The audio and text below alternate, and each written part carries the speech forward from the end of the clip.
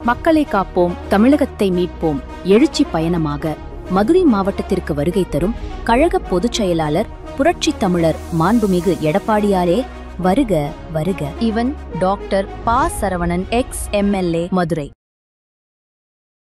தொட்ட திட்டத்துக்கெல்லாம் வாரக்கணக்கில் மாசக்கணக்கில் கூவி எல்லாம் பண்ணிட்டு இருக்கீங்க. வெளிநாட்டில் போய் முதலீடு கொண்டு வரத்தானே போறீங்க.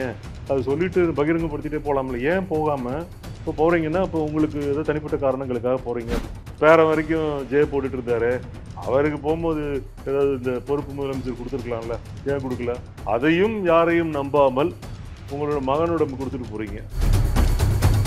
நீங்கள் பகிரங்கமாக சொல்லிட்டு என்ன உடல்நலம் சரியில்லை, அதுக்கு சம்மந்தமாக போகும்போது இதையும் பார்த்துட்டு வரோம் அதையும் பார்த்துட்டு வரேன்னு கூட சொல்லலாம்ல. எந்த விஷயத்தையுமே நீங்கள் சொல்லாமல் மறைக்கிறீங்க. முதலீடு இருக்க போகிறேன்னு சொல்கிறீங்க. அங்கே உல்லாச பயணம் போகிற மாதிரி தான் ஃபோட்டோவும் வீடியோ வந்துட்டே இருக்குது. புறாவுக்கு உணவு போடுறது, சைக்கிள் ஓட்டுறது, ரெஸ்டாரண்ட்டில் போய் டீ குடிக்கிறது, ஜூஸ் குடிக்கிறது, இதெல்லாம் ஃபோட்டோ ஷூட் மாதிரி நடந்து போயிட்டே இருக்குது. கொடுத்த மனு கொடுக்கும்பொழுது அவன் எவ்வளோ ஒரு நம்பிக்கையோடு எதிர்பார்ப்போடு உங்களை நம்பி கொடுத்துருப்பான். அந்த மனு ஒரு பொறுப்பில்லா தன்மையோடு தண்ணியில் மிதக்கிறது, சாக்கடையில் மிதக்கிறது அப்படிங்கும் பொழுது அந்த மனு மட்டும் மிதக்கல. காங்கிரஸோடு கூட்டணி வைத்து நீங்கள் ஜெயித்து விட்டு என்ன பண்ணுனீங்க? காங்கிரஸுக்கு நேர் எதிரான பிஜேபியிடம் மண்டியிட்டு கெஞ்சினீர்கள். யார் யாருக்கு பதவி வேணும்ட்டு? டி.ஆர். பாலு, கனிமொழி, ராஜா, தயாநிதி மாறன் பாரதிய ஜனதா கட்சியில் சேர்ந்து கொண்டு தமிழகத்திற்கு கிடைக்கக்கூடிய நன்மைகளை பெறுவதற்காக தியாகம் செய்தோம் என்று தியாகிகள் என்று பட்டம் வாங்கி கொண்டு மக்களை ஏமாற்றி நீங்கள் அதை பயன்படுத்துவதற்கு 101% முயற்சி செய்திருக்கிறீர்கள். அவசரமாக அவசர கோலத்தில் இன்னொருத்தருக்கு பொறுப்பு டிஜிபி போடுறீங்க. இது சரித்திரத்திலையும் இல்லை, சட்டத்திலையும் இல்லை, எங்கேயுமே இல்லை. இல்லாத விஷயத்தை செஞ்சுட்டு தெரியாத மாதிரி நடிச்சிட்டு பிரச்சனை வரும்பொழுது அதை ஏதாவது உல்டா பண்ணி சரி பண்ணிடலாம்னு நினைக்கிறீங்க. நல்ல ஆட்சி நடத்துறீங்க, திறமையாக நடத்துறீங்க, நியாயமாக நடந்துக்கிறீங்க. முறையான இது நடந்திருக்கு அப்படின்னா அத்தனை பேர் கலந்துருப்பாங்கல்ல.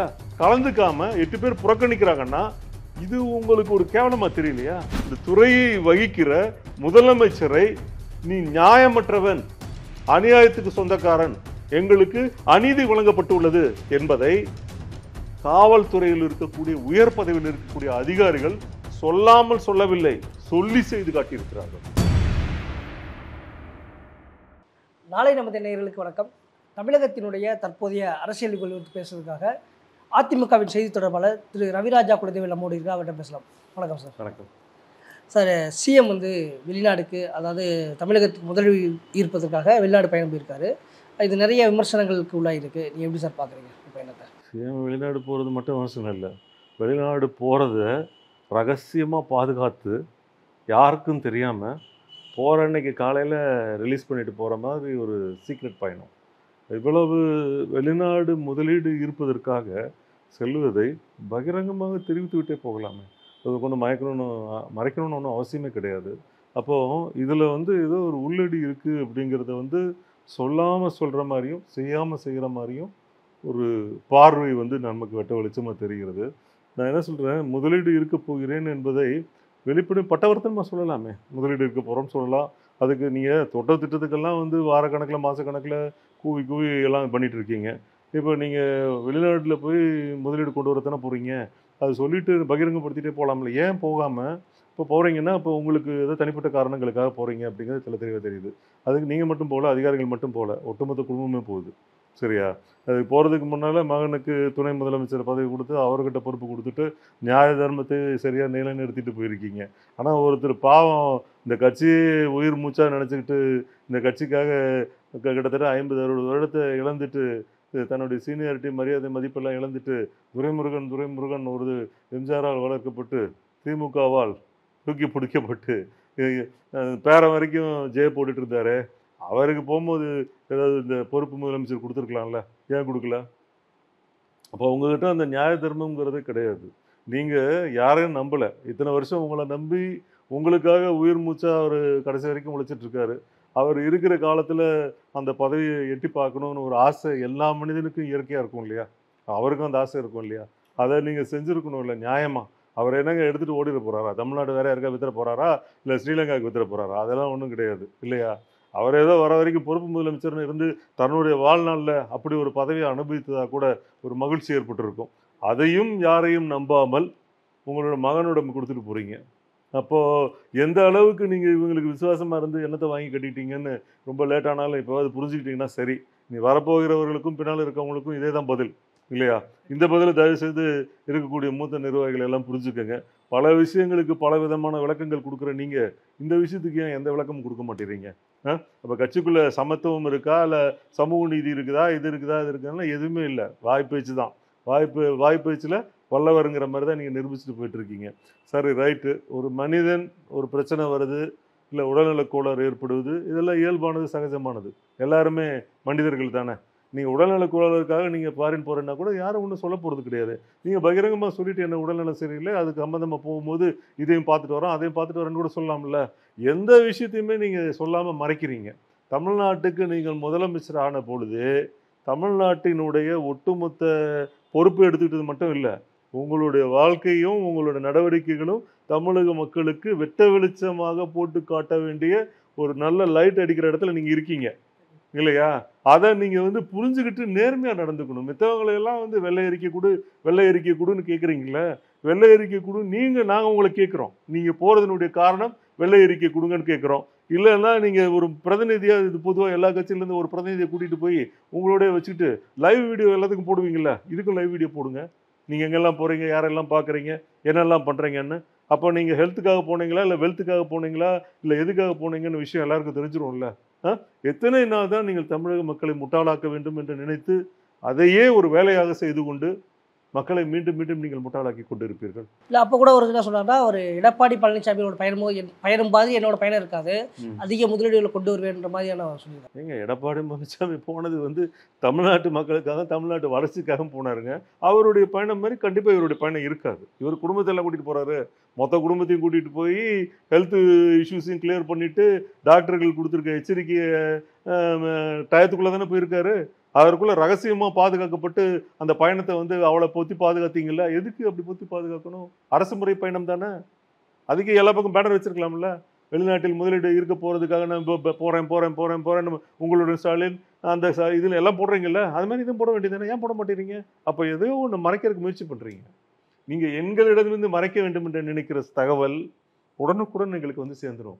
அது மட்டும் இல்லை, முதலீடு இருக்க போகிறேன்னு சொல்கிறீங்க, அங்கே உல்லாச பயணம் போகிற மாதிரி தான் ஃபோட்டோவும் வீடியோ வந்துகிட்டே இருக்குது. நீங்கள் புறாவுக்கு உணவு போடுறது, சைக்கிள் ஓட்டுறது, ரெஸ்டாரண்ட்டில் போய் டீ குடிக்கிறது, ஜூஸ் குடிக்கிறது, இதெல்லாம் ஃபோட்டோ ஷூட் மாதிரி நடந்து போயிட்டே இருக்குது. நீங்கள் போகும்பொழுதும் ஒரு முதலமைச்சராக தமிழக பாரம்பரிய உடையில் போகல, ஏதோ ஷூட்டிங்க்கு இந்த ஹாலிவுட்டில் போய் பண்ணுற மாதிரி நீங்கள் செட்டிங்கில் தான் போகிறீங்க. அப்போ இதுலேருந்து மக்களுக்கு வெட்ட வெளிச்சமாக தெரியுது, நீங்கள் உங்களுக்காக போகிறீங்களா, இல்லை மக்களுக்காக போகிறீங்களா, இல்லை முதலீடு இருக்க போகிறீங்களா, இல்லை உல்லாச பயணம் போகிறீங்களா, ஹனிமூனுக்கு போகிறீங்களாங்கிற மாதிரி ஆகிப்போச்சு கதை. எதிர்கட்சி தலைவர் கூட கேட்டிருக்காரு, நீங்கள் முதலீடு ஈட்க போகிறீங்களா, இல்லை உங்களோட குடும்பத்தோட முதலீடு செய்ய போகிறீங்கன்னு தான் நான் புரிஞ்சுக்கேன். ஆமாம், ரெண்டு அதுவும் உண்மைதான். முதலீடு இருக்க போகிறவங்க பட்ட வெளிச்சமாக சொல்லிட்டே போகலாம்ல. எதுக்கு ரகசியமாக ஒளிஞ்சு போகணும்? அப்படி போக வேண்டிய அவசியமே கிடையாது. இதற்கு நடுவில் பார்த்தீங்கன்னா என்னென்ன கடமைகளோ அதை செய்யாமல் தவிர்த்து விட்டு ரொம்ப அசுர தைரியமாக இருக்காது. ஏன்னா நம்மள தான் ஜெயிக்க வச்சுட்டாங்கல்ல, 5 வருஷம் ஓடிடுச்சுல்ல, இன்னும் இருக்க போகிற 7-8 மாதம் இருக்குது, அதுக்குள்ளே என்ன பிடுங்கி நிறுத்திடுவாங்களா, இல்லை தடுத்து நிறுத்திடுவாங்களா? ஒன்றும் பண்ண போகிறது கிடையாது. நம்ம என்ன பண்ணாலும் யார் கேள்வி கேட்க போகிறா? மக்களுக்கு என்ன தெளிவாக போகிறது? அவங்களுக்கு ஏதோ ஒரு பிட்டை போட்டுட்டு போயிடலாம் அப்படின்னு நினச்சிட்டு தான் பண்ணிட்டு இருக்காரு. பட் மக்கள் தெளிவாக புரிந்து கொண்டார்கள் உங்களுடைய செயல்பாடுகள் எல்லாத்தையும். இல்லை, அங்கே போயிட்டு ஆக்ஸ்போர்ட் யூனிவர்சிட்டியில் பெரியாருடைய படத்தை திறந்து வைக்க போகிறாரு அப்படின்ற மாதிரி ஒரு பெருமையாக திராவிடத்தை நிலைநிறுத்த போகிறாரு. இதுதான் முதலீடா? பெரியார் படத்தை திரைப்பது முதலீடு பண்ணுறதுக்காக, முதலீடு ஈர்க்கிறதுக்காக போகிறேன்னு அர்த்தமா? ஏன் கேட்குறேன் நான் என்ன கேட்குறேன், பெரியார் படத்தை ஒரு சாதாரண தொண்டனை வைத்து திறக்கலாம், ஒன்றும் தப்பு கிடையாது. முதலமைச்சரை இங்கேருந்து போய் ஒவ்வொரு நாட்டிலையும் திறக்கணும்னா அப்போ 365 நாள் பயணம் போயிட்டு தான் இருக்கணும், வேறு எதுவும் பண்ண முடியாது. நம்ம தமிழ்நாட்டு மக்களுடைய வாழ்வாதாரத்தை பெருக்கிறதுக்கு தானே உங்களுக்கு முதலமைச்சர் பதவி கொடுத்துருக்காங்க. ஃபோட்டோ திறக்கிறதுக்கு போனேன்னு சொன்னீங்கன்னா அது எப்படி நீங்கள் பெருமையாக எடுத்துக்க முடியும்? பெரியார் உங்களுக்கு வேண்டியவர், எங்களுக்கு வேண்டியவர், எல்லாருக்கும் பொதுவானவர், நாங்கள் இல்லைன்னு மறுக்கலை. அதுவே ஒரு பெரிய நிகழ்ச்சி அப்படின்னு நீங்கள் கூறுறது ஏற்புடையதில்லை. கண்டிப்பாக சார். இப்போ கடந்த சில நாட்களுக்கு முன்னாக இந்த உங்களோட ஸ்டாலின் திட்டம் அறிமுகப்படுத்தப்பட்டது. அது இந்த ஸ்டாலின்ற பெயரை பயன்படுத்தக்கூடாதுன்னு சொல்லிட்டு வழக்கு போட்டு நீதிமன்றம் வரைக்கும் சென்று அந்த பெயரை பயன்படுத்தலாம்னு சொல்லிட்டு சொன்னாங்க. ஆனால் சமீபத்தில் இந்த உங்கள்டன் ஸ்டாலினுக்கு திட்டத்தில் வாங்கப்பட்ட மனுக்கள் வந்துட்டு வைகை ஆற்றில் திருப்பணத்தில் வந்து வைகை ஆற்றில் போடப்பட்ட விஷயம் பார்த்துருப்பீங்க. மக்களுடைய ஒரு எதிர்பார்ப்போடு கொடுத்தப்பட்ட மனுக்கள் வந்து தண்ணீரில் போடப்பட்டது எப்படி சார் பார்க்குறீங்க? அதாவது இன்ப நிதி வந்து தாத்தா கிட்ட வந்து ஒரு சின்ன கப்பல் வாங்கணும்னு சொன்னார். சரியா? அப்புறம் வேற என்ன உனக்கு ஆசை இருக்குன்னு கேட்டார். அப்போ இன்பநிதி சொன்னார், தாத்தா ஸ்டாலின்னு போட்ட மாதிரி ஒரு கப்பல் வேணும் அப்படின்னாரு. அப்போ இரு வெயிட் பண்ணுன்னு சொல்லி இந்த உங்களுடைய ஸ்டாலின் இருக்கு இல்லையா, அந்த பேப்பரில் உங்களுடைய ஸ்டாலின் போட்டிருக்குல்ல, அதில் ஒரு கத்தி கப்பல் செஞ்சு தண்ணியில் விட்டு காமிச்சார். அது வரும்பொழுது நீங்கள் பார்த்துட்டீங்க. அது செஞ்சுட்டே இருக்கும் பொழுது ஒரு மிகப்பெரிய காற்று புயல் அடிச்சது. அந்த காற்றுல இந்த பேப்பர்லாம் வந்து தண்ணியில் விழுந்துருச்சு. இப்படி ஒரு கதையை சொன்னாலும் ஆச்சரியப்படுவதற்கு இல்லை. காரணம், தன்னுடைய மகனுக்காகவும் பேரனுக்காகவும் குடும்பத்திற்காகவும் அதற்காக தான் உழைக்கிறாரு. மக்களை வந்து முட்டாளாக்குறாரு. நல்ல தெளிவாக தெரியுது. நான் என்ன சொல்கிறேன், ஒரு பொக்கிஷம் போல கொடுத்த ஒரு பேப்பரை நீங்கள் கொண்டு குப்பையில் எறிகிறீங்க, இல்லை தண்ணியில் கொண்டு போய் வீசுறீங்க இல்லையா? அப்போது அந்த கொடுத்த மனு கொடுக்கும்பொழுது அவன் எவ்வளோ ஒரு நம்பிக்கையோடு எதிர்பார்ப்போடு உங்களை நம்பி கொடுத்துருப்பான். அந்த மனு ஒரு பொறுப்பில்லா தன்மையோடு தண்ணியில் மிதக்கிறது, சாக்கடையில் மிதக்கிறது அப்படிங்கும் பொழுது அந்த மனு மட்டும் மிதக்கலை, அந்த கோரிக்கை கொடுத்தான்ல அவனுடைய வாழ்க்கையும் சேர்த்து தான் இது பண்ணுறது. அப்போது எவ்வளோ ஒரு விளையாட்டுத்தனமாகவும் ஒரு பொறுப்பில்லாமல் இருக்கீங்க. பார்த்தீங்கன்னா உங்கள் இப்போ மகனை விளையாட்டுத்துறை அமைச்சராக்குனீங்க. அவர் விளையாட்டுத்துறை எல்லாம் வேலையும் பண்ணார். கடைசியில் பேரனுக்கு இன்ப நிதிக்கு என்ன போட்டிருக்கீங்கன்னு தெரியல. அவர் கத்தி கப்பல் செஞ்சு விட்டாரா என்னன்னு தெரியல. அதுதான் நடக்க போகுது. இது வந்து மக்கள் இதை வச்சு தயவுசெய்து புரிஞ்சுக்கங்க. இவர்கள் சொல்வதற்கும் செயல்வதற்கும் எந்த விதமான சம்மதமும் இல்லை. எந்த பொறுப்புணர்வும் இல்லாமல் அரசாங்கத்தை பகடக்காயாய் பயன்படுத்தி கொண்டு மக்களை முட்டாளாக்கி கொண்டிருக்கிறார்கள் என்பது ஒவ்வொரு முறையும் நிரூபணமாகி கொண்டிருக்கிறது. இந்துக்களை கேவலமாக விமர்சித்து இந்துக்களிடம் ஓட்டு பெறுகிற பொழுதும் எந்தவித கூச்சமும் இல்லாமல் அந்த தேர்தலை எதிர்கொள்கிறார்கள். அதே தவறை மீண்டும் மீண்டும் செய்கிறார்கள். நீங்கள் மீண்டும் மீண்டும் ஏமாந்து கொண்டிருக்கிறீர்கள். இந்த முறையாவது விழித்துக் கொண்டு இவர்களுக்கு தக்கம் பாடம் புகட்டுங்கள். நிச்சயமாக இந்த விஷயத்தில் வந்துட்டு திமுக கூட கொஞ்சம் ஓரளவுக்கு எதுவுமே ஒரு விசாரணை என்ற அமைப்பில் ஏற்படுத்தியிருக்கோன்ற மாதிரி சொன்னாங்க. ஆனால் காங்கிரஸ் எம்பி மாணிக்கம் தாக்கூர் வந்து பாஜக திமுக சதி செய்து இது போன்ற மனுக்களை வந்து ஆற்றுல போட்டிருக்காங்க அப்படின்ற மாதிரியான ஒரு கூட்டம் சொல்லுங்க. அரசாங்கம் நடத்துறது நீங்கள் மனு யாருக்கு கொடுத்தாங்க? உங்களுடைய ஸ்டாலின்ங்கிறது உங்கள்கிட்ட தானே கொடுத்தாங்க. இதில் எங்கெங்க பாஜக வர்றதுக்கு இல்லை வேற யாரும் சதி பண்ணுறதுக்கு என்னங்க வழி இருக்கிறது? நீங்கள் வந்து ஒரு முதலமைச்சராக இருக்கீங்க, உங்கள்கிட்ட கொடுக்குறாங்க. நீங்கள் என்ன பண்ணுவீங்க? உங்களுக்கு கீழே இருக்க அரசாங்க அதிகாரிகிட்ட கொடுப்பீங்க. அந்த அரசாங்க அதிகாரி அதை செயல்படுத்தி அதற்குண்டான ஆவணங்களை உங்கள்கிட்ட கொடுப்பாங்க. அதுக்கு மக்களுக்கு நன்மையாக போய் செய்யும். இங்கே எங்கே வந்து பாஜக வந்தாங்க, இல்லை மித்து கட்சி யார் வந்தாங்க? எப்படி? அப்போ உங்களுக்கு என்ன, நான் என்ன கேட்குறேன், அரசு அலுவலகங்கள் திறந்து போடப்பட்டு உள்ளதா? பூட்டுவதே இல்லையா? அப்போ அந்த பொறுப்பான அதிகாரிகள் பொறுப்பற்றவர்களாக செயல்படுகிறார்களா? அப்போ நீங்கள் பொறுப்பான ஆட்சி செய்ய வேண்டிய நீங்கள் பொறுப்பில்லாமல் நடந்துக்கிறீங்களா? அதை தானே வெட்ட வெளிச்சமாக காட்ட முடியுமே தவிர அவர்களை குறை கூறுவதற்கோ இல்லை அவர்களை சம்மந்தப்படுத்துவதற்கோ 0.1% கூட பாசிபிலிட்டி கிடையாதுங்க. அது எப்படி? லாஜிக்கே இல்லாத கொஸ்டின் அது. கண்டிப்பாக சார். இப்போ அமெரிக்க அதிபர் இந்த வரி விதிப்பின் காரணமாக திருப்பூர் போன்ற கோயம்புத்தூர் போன்ற பின்னாடை நிறுவனங்கள்லாம் ரொம்ப வந்து ஒரு அபாயகரமான சூழல் சந்திருக்கு. இதை சரி செய்யறதுக்கு உதவி பண்ணணும்னு சொல்லிட்டு ஸ்டாலின் அவர்கள் மோடிக்கு வந்து கோரிக்கை வச்சு ட்விட்டரில் போட்டிருக்காரு சார். இது எப்படி சார் பார்க்குறீங்க நீங்கள்? சார், அதாவது வேர்ல்டு லெவலில் பிரச்சனை நடந்துட்டுருக்கு ஒரு பக்கம். இன்னொரு பக்கம் வந்து நம்மளுடைய மக்களுக்கும் மக்களுடைய வாழ்வாதாரத்திற்கும் இல்லை தொழில் நலிவடைவதற்கும் ஒரு பிரச்சனைனா உங்கள் சொந்த பிரச்சனைக்காக ஓடோடி சென்று மோடி நேரில் சந்திக்கிறீர்கள், மோடியிடம் மனு கொடுக்கிறீர்கள், கையை பிடித்து கெஞ்சுகிறீர்கள், எல்லாம் செய்கிறீங்க. இந்த மக்களுக்கு ஒரு பிரச்சனைன்னு என்ன பண்ணியிருக்கணும்? நீங்கள் போய் இது பண்ணியிருக்கணும்ல, மோடி நேரில் பார்த்துருக்கணும். ட்விட்டரில் பார்த்துக்கிட்டு இந்தியாவில் ஒரே ஒரு ஸ்டேட்டு தமிழ்நாடு மட்டும்தான் இருக்குது, அவர் டெய்லி தமிழ்நாடு ட்விட்டர் எடுத்து பார்த்துட்டு உடனே வேலை செய்யணும்னு நீங்கள் எதிர்பார்க்குறீங்க. அப்போ மட்டும் இந்த ஒன்றிய அரசுன்னு கூவிட்டு இருப்பீங்களா? அதாவது ஏன் அப்போ அந்த டைமில் சொல்லாமல் நீங்கள் இந்த மாதிரி பேசிகிட்டு இருக்கீங்க? நீங்கள் நேரடியாக போயிருக்கணும்ல, பண்ணியிருக்கணும்ல. சரி, அப்படி பண்ண முடியல. சரி, இன்டர்நேஷ்னல் லெவலில் உங்களுக்கு டேக்ஸ் போடுறாங்க, இதில் வந்து ஹோல் கண்ட்ரி எஃபெக்ட் ஆகுது, வேர்ல்டு வைடு எஃபெக்ட் ஆகுது அப்படின்னு ஒரு லாஜிக் கூட எடுத்துப்போம். அடுத்த இந்த பிரச்சனையை ஓவர் கம் பண்ணுவதற்கு அந்த ஸ்டேட் கவர்மெண்ட் சைட்லேருந்து என்ன டேக்ஸ் கம்மி பண்ண முடியுமா, இல்லை என்ன ஃபெசிலிட்டிஸ் கொடுக்கலாம், இல்லை கரண்ட்டில் இது பண்ண முடியுமா, இல்லை டாக்ஸஸில் கம்மி பண்ண முடியுமா, வேறு என்ன சோர்ஸஸ் ஆஃப் இது இருக்குது, அவங்களுக்கு அந்த ஸ்டேபிளாக பண்ணி இருக்கிறவங்களுக்கு வேலை வாய்ப்பு பறி போகாமல் அதே நேரத்தில் வெளிநாட்டுக்கு ஏற்றுமதி செய்வதற்கு உண்டான தேவைகள் என்ன என்பதை அவர்களை அழைத்து நீங்கள் ஒரு கூட்டம் நடத்தி இதற்கு தீர்வு காண முடியுமா என்று முயற்சி செய்திருக்கிறோம். அந்த முயற்சியும் செய்யறேன். ஏற்கனவே இங்கே சொத்து வரி, மின்சார கட்டணம் எல்லாம் வந்து ஏற்கனவே பல மடங்கு உயர்ந்திருக்கு. இதுவும் வந்து இப்போ அந்த இங்கே இருக்கக்கூடிய வணிகர்களுக்கும் கம்பெனி நடத்தக்கூடியவர்களுக்கும் டாக்ஸ் ஏற்றிட்டு தானே இருக்காங்க. கண்ணை மூடி கண்ணை திறக்கிறதுக்குள்ள எது ஆயிட்டு போயிடுது.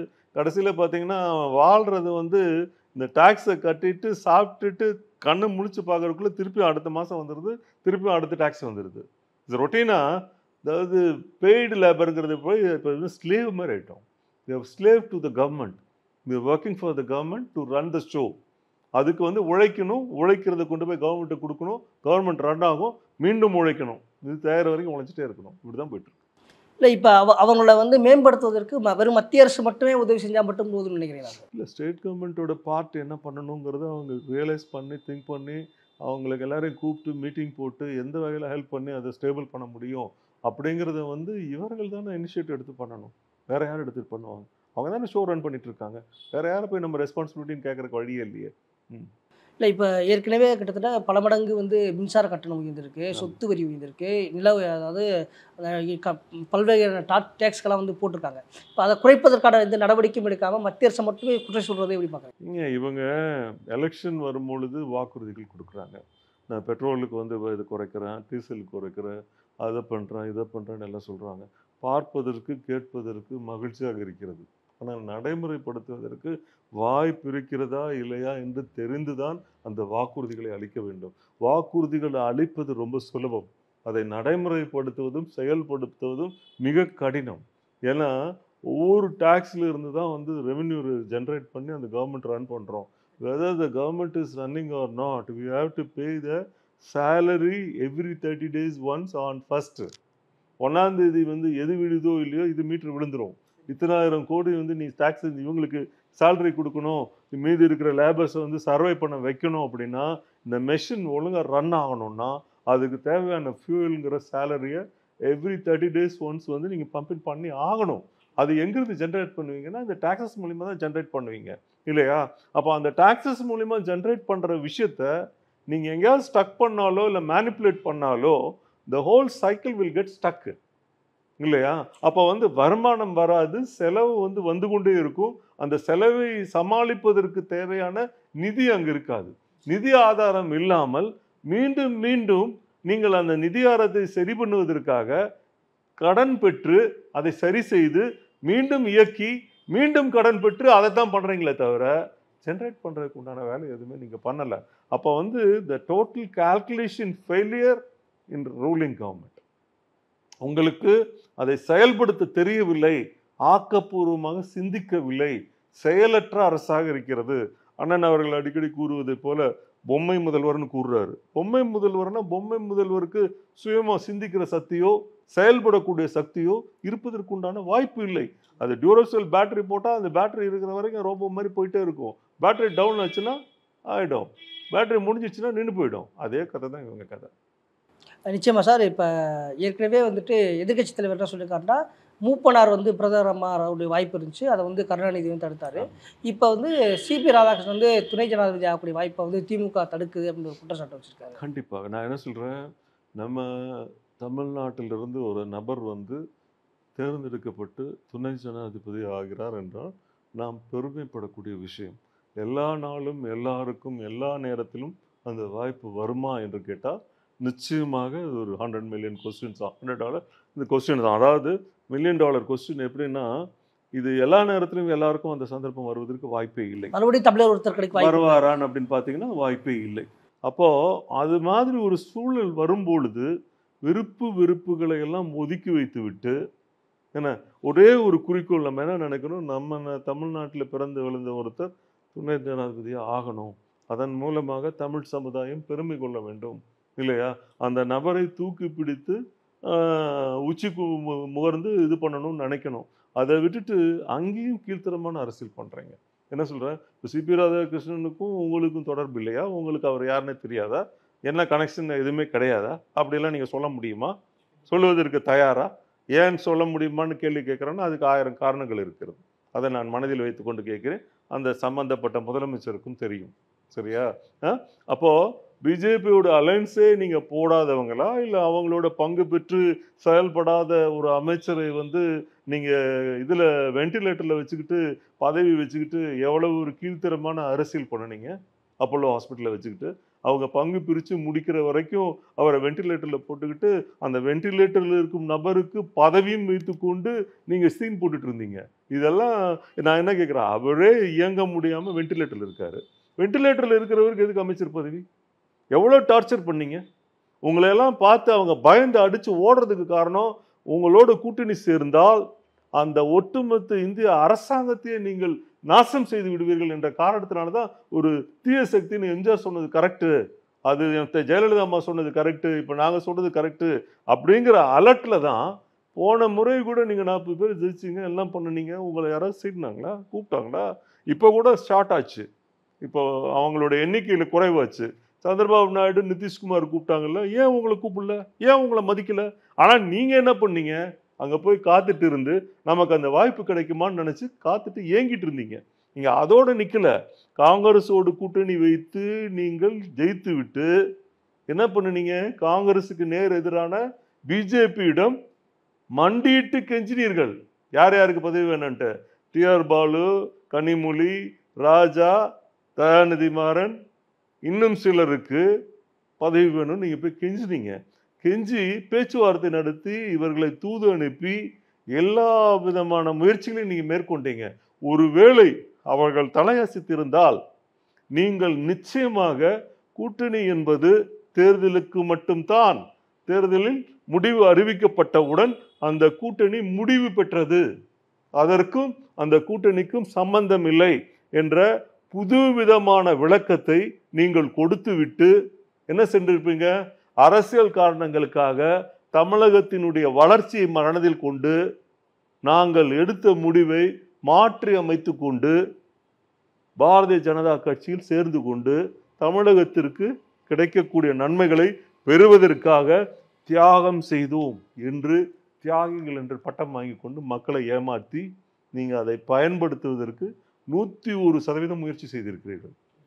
சரியா? இந்த வெளி உலகிற்கு தெரியாது என்று நினைத்தால் நீங்கள் பூனை கண்ணை மூடிக்கொண்டு உலகம் இருந்துச்சுன்னு நினைச்ச கதை மாதிரி தான் உங்கள் கதை. ஆகவே அதை முயற்சி செய்து அந்த முயற்சிகள் எதுவும் பலிக்காத பட்சத்தில் 4 நாட்கள் விடிய விடிய நீங்கள் காத்திருந்து 5வது நாள் தான் அதே டெல்லி, புது டெல்லியில் இருக்கக்கூடிய சோனியா காந்தியும் ராகுல் காந்தியும் போய் சந்திக்கிறீர்கள். சந்திக்கும் பொழுது மகிழ்ச்சியாக வெற்றி களிப்போடு சந்தித்தீர்களா என்றால் துக்க வீட்டில் விசாரிக்க செல்வது போல சென்றிருக்கிறீர்கள். காரணம், நீங்கள் இந்த 4 நாட்களும் என்னென்ன முயற்சிகள் செய்தீர்கள் என்பதை 101% ஒரு பிரதமர் குடும்பம் என்கிற முறையில் அனைத்தையும் அறிந்து உங்களை கேவலமாக அவர்கள் பார்த்தார்கள். அப்படி பார்க்கும் பொழுது அதையும் பொருட்படுத்தாமல் நடித்து விட்டு வந்தீர்கள். அவர்களும் நடித்து விட்டு போட்டோக்கு போஸ் கொடுத்தாங்க. மகிழ்ச்சியாக சந்தர்ப்பத்தில் நீங்கள் பார்க்கும் பொழுது உங்கள் முகத்தில் யார் முகத்திலுமே மகிழ்ச்சி இல்லையே. ஏன் அப்படி ஒரு சோகீதம் பண்ணீங்க? காரணம், நீங்க பண்ண அயோக்கியத்தனா அவங்களுக்கு தெரிஞ்சு போச்சு, அவங்க கண்டுபிடிச்சிட்டாங்கிறது உங்களுக்கு தெரிஞ்சு போச்சு. 2 பேருக்குமே சிரிக்க முடியல. அப்படி ஒரு கேவலமான நிகழ்வு கடந்த ஆண்டுகளில் நடந்தது. ஆகவே அப்படி எந்த விதமான சந்தர்ப்பம் வந்தாலும் பணத்திற்காகவும் பதவிக்காகவும் கொள்கைகளை தூக்கி எறிந்து விட்டு கூட்டணியை மாற்றிவிட்டு அவர்களோடு சமரசம் செய்து கொண்டு தமிழ்நாட்டை இல்லை, இன்னும் பக்கத்தில் வேறு நாடு இருந்தாலும் அதையும் தானம் பண்ணிட்டு நீங்கள் போய் சேர்ந்துருவீங்கிறது உங்கள் கதை எல்லாருக்கும் தெரியும். ஆகவே இனியும் நீங்கள் நடித்து கொண்டு மக்களை ஏமாற்றுவதற்கோ இனி ஒரு முறை உங்களுக்கு வாய்ப்பு கொடுத்து அரசாள விடுவார்கள் என்று நினைப்பதோ இதோடு பகல் கனவாக முடிந்துவிடும். கண்டிப்பாக சார். இப்போ திமுக ஆட்சிக்கு வரும்போது நிறைய வாக்குறுதிகள், இந்த விலைவாசியெல்லாம் குறைக்கப்படும் அப்படின்றது. ஆனால் இன்றைக்கி வந்து பார்த்தீங்கன்னாக்கா ஒரு டீ காஃபி விலை கூட ஏறி இருக்குது. இப்போ மக்கள் வந்து ஏற்கனவே நிறைய பொருட்கள் விலை இருக்குது, இன்று முதல் வந்து டீ காஃபி விலை கூட ஏறி இருக்குது. ஸோ மக்கள் வந்து இன்னும் அதிகமான ஒரு துயரத்துக்குள்ளே தான் ஆளாக்கியிருக்காங்க. இப்போ இவங்களுடைய பொருளாதாரன்றது எப்படி சார் இருக்குது? நீங்கள் 10 ரூபா இருந்ததுன்னா எல்லாம் டீ கடை கூட்டு போய் சாப்பாடு டீ வாங்கி கொடுக்கலான்னு ஒரு கதை இருந்தது. அப்புறம் 50 ரூபா இருந்தானே சாப்பாடு வாங்கி கொடுக்கலான்னு ஒன்று இருந்தது. 100 ரூபா இருந்தானே 3-4 பேரை கூட்டு போகலான்னு ஒரு கணக்கு இருந்தது. இப்போ என்னன்னா 100 ரூபாய் இருந்ததுன்னா 4 பேர் டீ குடிக்க முடியுமாங்கிறது ஒரு பெரிய கொஸ்டின் மார்க். சரியா?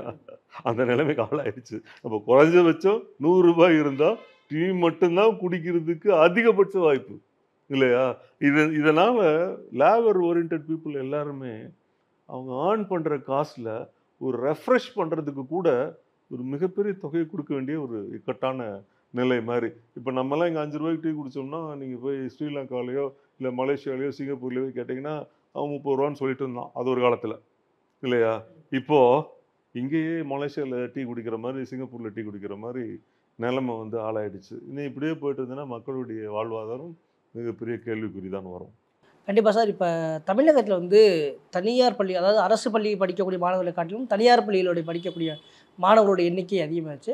கடந்த 4 வருடத்துக்கு முன்பு 43% இருந்த இந்த அரசு பள்ளி மாணவர்களுடைய எண்ணிக்கை 7% இப்போ குறைஞ்சிருக்கு. ஆனால் இங்கே தமிழகத்தில் வந்து பெரிய கல்வியில் புரட்சி போடுறோன்ற மாதிரி அரசு சொல்லிக்கிட்டு இருக்காங்க. அதாவது கல்வியில் வந்து சீர்திருத்தங்கள் பண்ண வேண்டும், இல்லை மாணவர்களுக்கு வந்து வசதிகளை பெருக்கி கொடுக்க வேண்டும், நான் வந்து சிறந்த கல்வி கொடுக்குறேன் அப்படின்னு வெறும் பேச்சில் தான் பேசிகிட்டு இருக்காங்க. என்னைக்கு அன்பில் மகேஷ் அவர்கள் குடும்ப நண்பரை போட்டாங்களோ ஆரம்பத்தில் ஏதோ நடைபெறுவது போல ஒரு தோற்றம் இருந்தது. அதற்கு பின்பு அவர் செய்த செயல்கள் அனைத்தும் சொதப்பலில் தான் பிடிச்சது, சரிங்களா? அவருடைய செயல்பாடுகள், எடுக்கக்கூடிய முடிவுகள் திறம்பட செயலாற்ற முடியாமல் தோல்வியில் முடிந்ததன் காரணமாக நிர்வாகம் தரம் கெட்டு போய் இந்த நிலைக்கு ஆளாகி இருக்கிறது. ஆனால் பெருமை பீத்திட்டு பேசுகிறதெல்லாம் பார்த்தீங்கன்னா நல்லா பேசுவாங்க. ஆனால் அதாவது ஆரம்பத்தில் ஆட்சிக்கு வந்தவுடன் அவர் பேசியது, செயல்பட்டது, நடந்த நிகழ்வுகள் அனைத்தும் அதிகப்படியாக வந்திருக்கும். அதற்கப்புறம் பார்த்தீங்கன்னா ஒவ்வொரு இடத்துலையும் ஃபெயிலியர் ஆகிட்டே வந்துகிட்டே இருக்கார். அவரோட ஸ்கீம்ஸு, அவர் சொன்ன விஷயங்கள் எல்லாமே வந்து ஃபெயிலியர் ஆகிட்டே வந்துட்டுருக்கு. கடந்த 3 வருடங்களில் பார்த்தீங்கன்னா அவருடைய செயல்பாடுகள் சம்பந்தமான எந்த விதமான நிகழ்வுகளும் பத்திரிகையிலோ தொலைக்காட்சியிலோ வருவது இல்லை.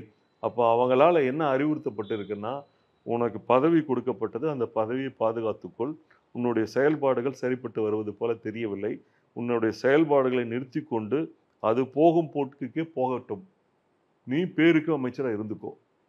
இதனுடைய வெளிப்பாடு தான் அந்த கவனிப்பாரட்டு கிடைக்கிறவர்கள எப்படி போவாங்க, அந்த மாதிரி தான் வந்து இப்போ அந்த துறை கவனிப்பாரட்டு கிடக்கிறதுனால தான் இந்த சதவீதம் வந்து குறைந்திருக்கிறது. இதுக்கு நடுவில் வந்து இதை பில்டப் பண்ணுறதுக்காக நான் ஃபாரின் டூர் கூட்டிகிட்டு போகிறேன், அதை பண்ணுறேன், இதை பண்ணுறேன்னு சொல்லிட்டு எல்லாம் பண்ணுறேன். எல்லாமே நல்லது தான், சந்தோஷம்தான், ஒன்றும் இல்லைன்னு சொல்லலை. அங்கேயும் வெல்லணும், இங்கேயும் வெல்லணும். நான் என்ன சொல்கிறேன், அதெல்லாம் நீங்கள் பண்ணியிருக்கேன்னு சொல்கிறீங்க, ரைட்டு. நாங்கள் பண்ணாத விஷயத்தை நீங்கள் ஒன்று பண்ணியிருக்கீங்களா, புதுசாக ஒரு விஷயத்தை கண்டுபிடிச்சிருக்கீங்களா, காமிச்சிருக்கீங்களா, அதை நாங்கள் வெல்கம் பண்ணுறோம், பாராட்டுறோம். அதே நேரத்தில் சதவீதம் எத்தனை சதவீதம் இருந்ததோ அதை விட அதிகமாக இருக்கணுமே தவிர குறைந்திருக்கக்கூடாது. குறைந்திருக்கிறது என்றால் எங்கோ ஒரு தவறு இருக்கிறது என்பது வெட்ட வெளிச்சமாக தெரிகிறது அல்லவா? அந்த தவறு என்ன என்பதை இதுவரை உங்களால் கண்டுபிடிக்க முடியலை. கண்டுபிடித்திருந்தால் உடனடியாக அது சரி செய்யப்பட்டு ஈக்குவலாக இருக்கும். ஈக்குவல் ஆகலை. நீங்கள் சொல்கிற மாதிரி 7% குறைஞ்சிருச்சுன்னு சொல்கிறீங்க. 7% சடனாக குறையிறதுக்கு என்ன காரணங்கிற விளக்கத்தை அமைச்சர் கொடுத்துருக்கணும்ல. எதனால் நடந்தது? நீங்கள் தான் சொல்கிறீங்க, நாங்கள் வந்து மதிய உணவு கொடுக்குறோம், நீங்கள் காலை உணவு கொடுத்துக்கிறேன், நீங்கள் அப்புறம் முட்டையை சேர்த்துக்கலாம், நீங்கள் அப்புறம் வந்து குழந்தைங்களை பிச்சை எடுக்க திட்டமான்னு உங்கள் பெரிய தலைவர் சொன்னார். என்ன அதுக்கப்புறம் என்ன பண்ணீங்க? நீங்களே மாடிஃபை பண்ணி பேரை மாற்றி நாங்கள் செஞ்சதுக்கே புதுசாக பேரை ஒட்டி நீங்கள் லேபிள் ஒட்டி கச்சேரி பண்ணீங்க. இப்பயும் அதான் பண்ணீங்க. இந்த குழந்தைக்கு ஒரு ரூபாய் ஊட்டினீங்க, அந்த குழந்தைக்கு ஒரு ரூபாய் ஊட்டினீங்க, ஷூட்டிங் எடுத்தீங்க, எல்லாம் பண்ணீங்க. இவ்வளவும் நடந்து ஒரு தாயன்போடு இருக்கக்கூடிய தாயுமானவர்னு வேறு பேர் வச்சுக்கிட்டீங்க இல்லையா? அதையும் பண்ணதுக்கு அப்புறம் பர்சன்டேஜ் குறைஞ்சதுன்னா இப்போ இந்த தாய்மானவரை குழந்தைகளுக்கு பிடிக்கவில்லையா, இல்லை தாய்மானவருங்கிற பேர் அவங்களுக்கு பிடிக்கலையா அப்படிங்கிற ஒரு கேள்வி வருது. நிச்சயமா சார். இப்போ அம்மாவோட மறைவுக்கு பிறகு தென் மாவட்டங்களில் அதிமுக கொஞ்சம் பலவீனமாயிருச்சுன்ற மாதிரி எனக்கு. ஆனால் இப்போ ஒரு எடப்பாடி பழனிசாமியோட அந்த சுற்றுப்பயணம் இப்போ தென் மாவட்டங்களில் போயிருக்கு.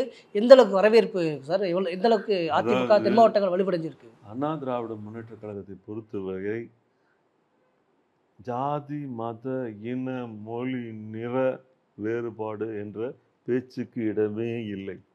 இங்கே யார் யார் பிறந்து வளர்கிறார்களோ அவர்கள் அனைவருக்கும் சமமான விஷயத்தை வந்து கொடுக்கணுங்கிறது தான் அதிமுகவோட கொள்கை லட்சியம். இந்த திராவிட மாடல் ஆட்சி சொல்லிட்டு இருக்காங்க பாருங்கள், சிறுபான்மையினருக்கு ஒரு மாதிரியான ஒரு தோற்றம், கிறிஸ்துவர்களுக்கு ஒரு மாதிரியான தோற்றம், முஸ்லீம்களுக்கு ஒரு மாதிரியான தோற்றம், இந்துக்களுக்கு வேறு மாதிரி தோற்றம், அப்படியெல்லாம் நாங்கள் காமிக்கணும்னு அவசியமே கிடையாது. எங்களுக்கு வந்து தமிழ்நாட்டில் இருக்கக்கூடிய அனைத்து பிரஜைகளும் எந்த மதமாக இருந்தாலும், மொழியாக இருந்தாலும், நிறமாக இருந்தாலும், எந்த இதுவாக இருந்தாலும் சரி சமமாகத்தான் நினைக்கிறோம். அவர்கள் நம் நாட்டின் பிரஜைகள், நமக்கு வேண்டியவங்க தான், அப்படி தான் நினைக்கிறோம். இந்த இலங்கையிலேருந்து வந்தவங்களுக்கு கூட இங்கே சாப்பாடு போட்டு இருக்க இடம் கொடுத்து எல்லாம் கவனித்து தமிழ் இனம்னு சொல்லி நம்ம காப்பாற்றணும். இப்போ நம்ம நாட்டிலே இருக்கிறவங்கள வந்து கவனிக்காமல் பார்க்காம விடுவாங்க, பண்ணுவாங்க, இல்லை வித்தியாசப்படுத்தி பண்ணுவாங்கன்னா, அண்ணா திராவிட முன்னேற்ற கழகத்தை பொறுத்தவரை புரட்சி தலைவரோ புரட்சி தலைவியோ அண்ணன் இபிஎஸ் அவர்களோ எந்த ஒரு இடத்திலும் மாறுபாடு காட்டி ஒரு செயல்பாடுகள் செய்ததாக ஒரு துளி அளவு, குண்டூசி முனை அளவு கூட யாரும் நிரூபிக்க முடியாது. அந்த பேச்சு, பார்வை, செயல், நடவடிக்கை எதுவுமே கிடையாது. எல்லாருக்குமான அரசு தான் இது. சரிங்களா? இங்கே பிறக்கும் பொழுது நாம் என்ன மதத்தில் பிறக்கிறோம், என்ன மொழி பேசுவோம், யார் நமக்கு தாய் தந்தை என்ற முடிவு எடுக்கக்கூடிய விஷயம் நம்மிடம் இருக்கிறதா என்றால் நம்மிடம் இல்லை.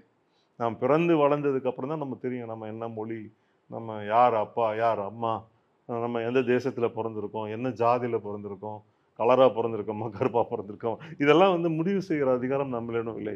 அதே மனப்பாங்கையோடு ஒரு குழந்தை வந்து தாய் எப்படி பாரபட்சம் இல்லாமல் வளர்ப்பாரோ அதே மனப்பான்மையோடு தான் ஒரு முதலமைச்சர் அந்த மக்களை வந்து பிரிவு எதுவும் பார்க்காம வளர்க்கணும், பண்ணணும். அந்த கொள்கையில் தீவிரமாக இருக்கக்கூடிய கட்சி என்று பார்த்தீங்கன்னா அண்ணா திராவிட முன்னேற்ற கழகம் தான். கிறிஸ்துவல் பண்டிகைகள் கொண்டாடுறோம், முஸ்லீம்கள் பண்டிகைகள் கொண்டாடுறோம், வாழ்த்து சொல்கிறோம், இந்துக்கள் பண்டிகைகள் கொண்டாடுறோம், வாழ்த்து சொல்கிறோம், வெளி மாநிலத்திலேருந்து வந்தால் கூட நார்த் இந்தியன் அவங்களுக்கும் சேர்த்து வாழ்த்து சொல்கிறோம், இதெல்லாம் பண்ணுறோம்.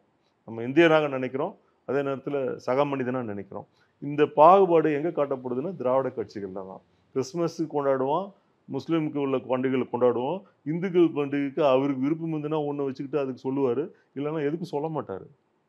இது வந்து ஒரு செல்ஃபிஷான நேச்சர் தானே. நம்மகிட்ட அந்த மாதிரி கிடையாது, அந்த மாதிரி எதுவுமே கிடையாது.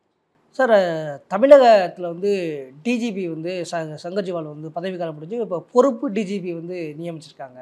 இது எப்படி சார் பார்க்குறீங்க? இப்பயுமே தமிழக வரலாற்றில் இல்லாத ஒரு விஷயத்தை வந்து இந்த திமுக அரசு பண்ணி எல்லாத்துலேயும் புதுமை, இதுலேயும் புதுமை. அதாவது இவருக்கு முன்னால் வந்து 8 பேர் இருக்காங்க, 9 பேர் சீனியர்ட்டில் இருக்காங்க. ஆஸ் பர் புரோட்டோகால் படி பார்த்தீங்கன்னா சென்ட்ரல் கவர்மெண்ட் வந்து அந்த பதவி காலம் முடிவதற்கு 6 மாதத்திற்கு முன்பாகவே இதற்குரிய நடவடிக்கை எடுத்து அந்த பட்டியலை மத்திய அரசுக்கு அனுப்பி அவர்களுடைய ஒப்புதலை பெற்று அதற்கப்புறம் உங்களுக்கு விருப்பமானவர்களை தேர்வு செய்து பண்ணணுங்கிறது தான் ப்ரொசீஜர். இந்த ப்ரொசீஜர்லாம் முந்தா நாள் கட்சி ஆரம்பித்து ஆட்சிக்கு வந்த திமுகவுக்கு தெரியறதுக்கு வாய்ப்பில்லை. என்ன, இது இப்போ தானே புதுசாக வந்திருக்காங்க, இதுக்கு முன்னால் அவங்க ஆட்சியில் இருந்தது இல்லையா அப்படிங்கிற நினைப்பில் இவங்க என்ன பண்ணுவாங்கன்னா கண்ணு தெரிஞ்சு தெரியாத மாதிரி இருப்பாங்க, காது கேட்டும் கேட்காத மாதிரி இருப்பாங்க, வாய் பேச தெரிஞ்சு ஊமை மாதிரி நடிப்பாங்க. இதில் வந்து எக்ஸ்பர்ட் இவங்க. சரிங்களா? அதனுடைய வெளிப்பாடு கடைசி நிமிடம் வரை அந்த பட்டியலை மத்திய அரசுக்கு அனுப்பவில்லை. சரியா? அது கேட்டான்னா இது பேப்பர் அங்கே வச்சுருந்தா காணாமல் போயிடுச்சு, இங்கே மேலே வச்சுருந்தா கீழே கையெழுத்துக்கு போயிட்டு வரப்போ காணாமல், இந்த மாதிரி ஒரு நொண்டி சாக்கு சொல்லி இதெல்லாம் வந்து ஒரு ப்ரோட்டோகால் ப்ரொசீஜருங்கிறது கவர்மெண்ட் பண்ணுதோ பண்ணலையோ அந்த ஹை அஃபிஷியல்ஸ் வந்து சீஃப் செக்ரட்டரியிலிருந்து இருக்கக்கூடிய போலீஸ் உயர் அதிகாரிகள் அத்தனை பேரும் இந்த முறையான விஷயத்தை பண்ணி அங்கே ரிப்போர்ட் பண்ண வேண்டியங்கிறது அவங்களுடைய எழுதப்படாத சட்டம் மாதிரி விதி மாதிரி அது பண்ணணும். அதை வந்து ஸ்கிப் பண்ணிட்டு கேஷுவலாக இருந்துட்டு லாஸ்ட் மினிட் 2 டேஸ்க்கு முன்னால் ஒரு பெரிய பிரச்சனை இருக்க மாதிரி காமிக்காமல் அப்படியே ஒரு ஸ்கிப் பண்ணி கொண்டு போய் 9வது இருக்கிற நம்பரை கொண்டு வந்து முன்னால் நிற்க வச்சு 8 பேருடைய சீனியாரிட்டி அவங்களுடைய வாழ்வாதாரத்தை வந்து இது நசுக்கி காலி பண்ணிடுறாங்க. சரி, நீங்கள் அப்படி கூட பண்ணுறீங்க, அது வெளி உலகத்துக்கு தெரியாமல் மறைக்க முடியுமா? கண்டிப்பாக மறைக்க முடியாது. நிகழ்வு வைக்கிறீங்க, அந்த நிகழ்வு வைத்து சங்கர்ஜிவாலுக்கு வழி அனுப்பு விழா நடத்துகிறீர்கள். வழி அனுப்பு விழா நடக்கும் பொழுது சில நடைமுறைகள் இருக்கிறது. ஒவ்வொரு ஃபங்க்ஷனுக்கும் இப்படி பண்ணணும்னு அவரை வந்து இந்த மாதிரி ஃபங்க்ஷன் பண்ணணும் அப்படின்னு கேட்டால் அதை ஸ்கிப் பண்ணிவிட்டு அவசர கோலத்தில் இன்னொருத்தருக்கு பொறுப்பு டிஜிபி போடுறீங்க. இது வந்து சரித்திரத்துலேயும் இல்லை, சட்டத்துலேயும் இல்லை, எங்கேயுமே இல்லை.